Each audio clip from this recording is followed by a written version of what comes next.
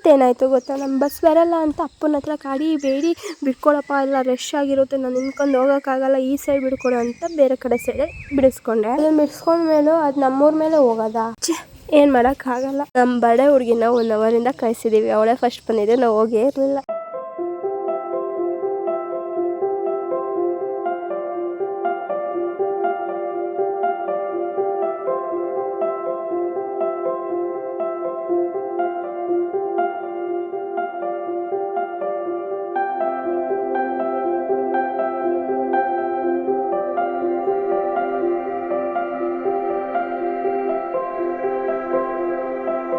ಎಲ್ಲ ಮುಗಿಸ್ಕೊಂಡು ಬೇಗ ಬಸ್ಸಿಗೆ ಹತ್ತಿದ್ರೆ ಬೆಳಿಗ್ಗೆ ಊರ ಮೇಲೆ ಬಸ್ ಹೋಯ್ತಲ್ಲ, ಹಂಗಾಗಿ ಇವಾಗಲೂ ಊರ ಮೇಲೆ ಹೋಗುತ್ತೆ ಅಂತ ಸುಮ್ಮನೆ ಕೂತ್ಕೊಂಡೆ. ಅಲ್ಲಿ ನೋಡಿದ್ರೆ ಅರ್ಧದಲ್ಲೇ ನಿಲ್ಲಿಸ್ಕೊಟ್ರು.